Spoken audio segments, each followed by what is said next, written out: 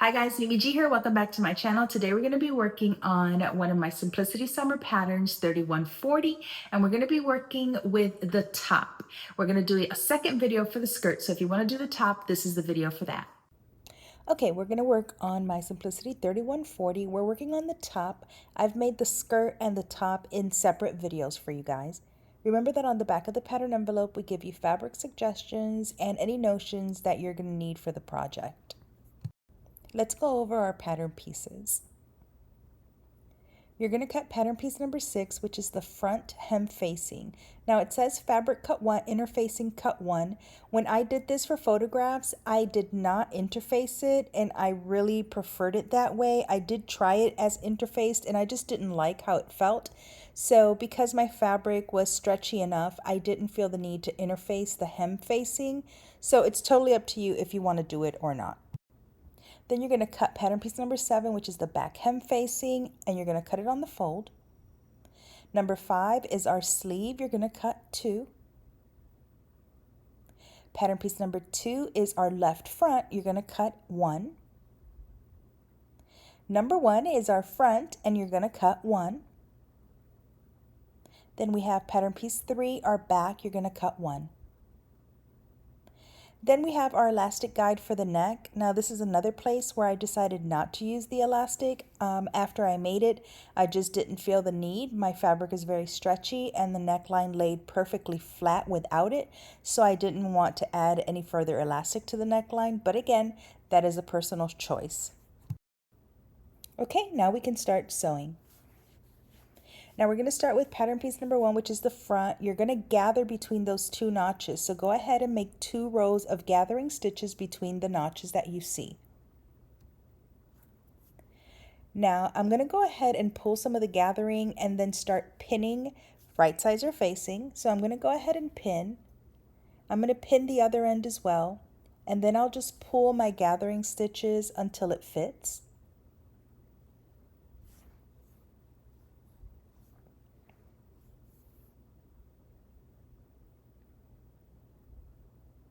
And then go ahead and start distributing the gathers so that they are even.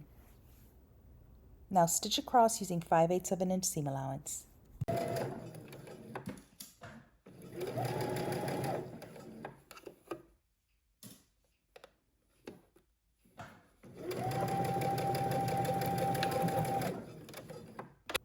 All right, let's go ahead and attach the left top. So you have that little piece that we have. We're going to go ahead and align it, making sure that the notches are matching. You want to make sure you're placing it in the right direction. Go ahead and pin.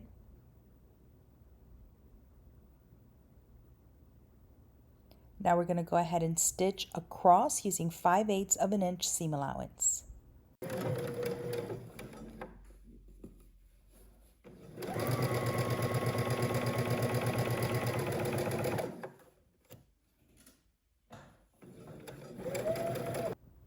Okay, so for the neckline, I went ahead and gave myself a 5/8 of an inch seam guide. I'm going to use that to press. Now I'm not using the elastic, but I am going to show you where to place it. So you want to make sure that the elastic is sitting inside of the 5/8 of an inch seam allowance and not outside of it, because you want to make sure that when you fold that over, the elastic is sitting within your seam allowance. Now I'm going to press my 5/8 of an inch, and then I'll bring the cut edge to the pressed edge to do the double fold. Now I've started pinning my double fold, but I wanted to point out that you need to stop when we're top stitching 3 inches before you reach the end.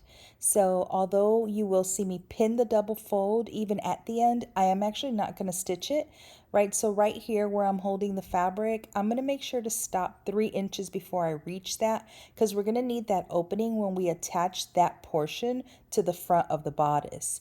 So just go ahead and pin the double fold, but remember that we're going to stop 3 inches before we reach the narrow end.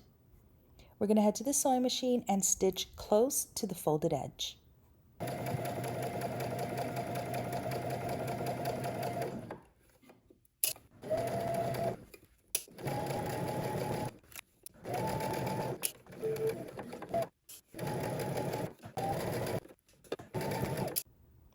Okay, so as you can see, I left about 3 inches unstitched because like I said, we're gonna need that open so that we can attach the left front.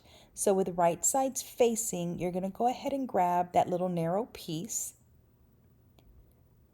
and we're gonna line up making sure that the notches match. There's a notch on both pieces.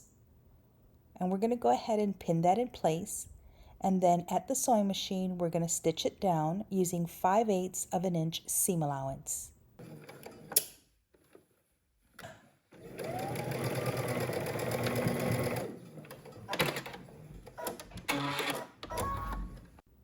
Now to finish that off, I'm just gonna turn under that 5/8 and then on the front side, you're gonna go ahead and continue stitching. So I'm gonna pin to hold it down.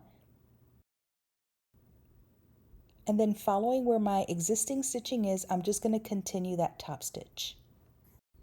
Awesome. Okay, now we're gonna go ahead and sew our side seams. So my right sides are facing. You're gonna go ahead and pin your side seam. You're gonna pin your other side seam the same exact way. And then we're gonna head to the sewing machine and we're gonna stitch using 5/8 of an inch seam allowance.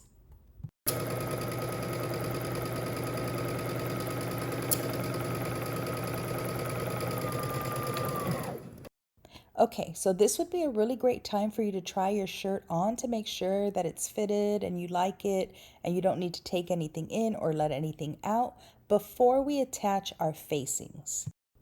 You're going to go ahead and grab your front and back facings. You're going to place them right sides facing, and we're going to go ahead and stitch the sides down. But remember that if you made any adjustment to the bodice, you're going to need to make that same adjustment to the facing. If you took more in on the side seams, you'll need to do the same on your facing pieces.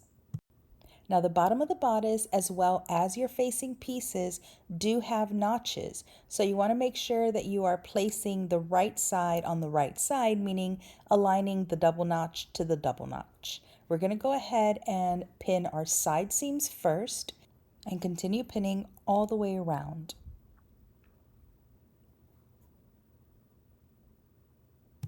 Now once you have your entire facing pinned, we can go ahead to the sewing machine and we're going to stitch all the way around using 5/8 of an inch seam allowance.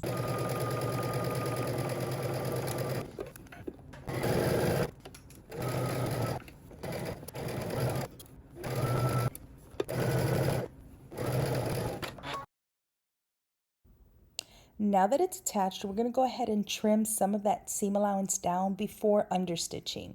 So once you do that, you're going to go ahead and then understitch after you have trimmed off and then press the facing to the inside.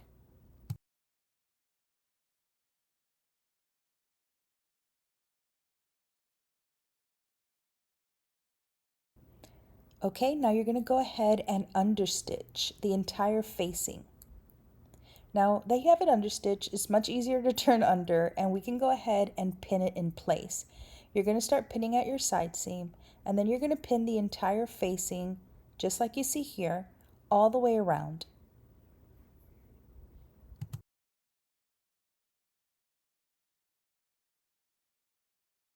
Now that our facing is in place, we can go ahead and top stitch 1 inch from the edge.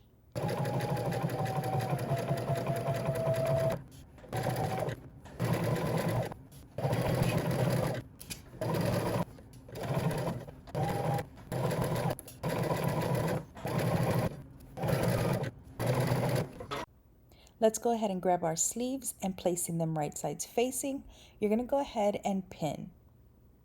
You're going to pin each underarm the same exact way, folding in half, right sides facing and pinning.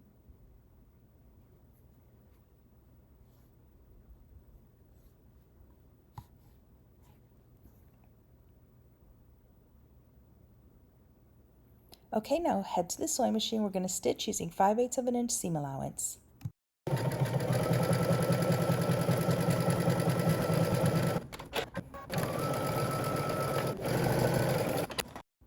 I've already attached one sleeve, so let's go ahead and attach the other.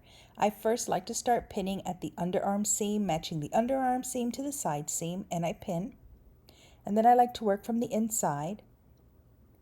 I next pin any notches that I have, including the shoulder notch that I give myself. And then we're going to go ahead and continue pinning, making sure that that sleeve cap gets eased in. Now, because we're working with a knit, we don't need to create easing stitches that we need to pull. Instead, you're just going to distribute this, and then as you sew, you're going to slightly stretch to make the sleeve fit onto the arm's eye. Once your sleeve is pinned in place, we're going to head to the sewing machine and we're going to stitch all the way around using 5/8 of an inch seam allowance.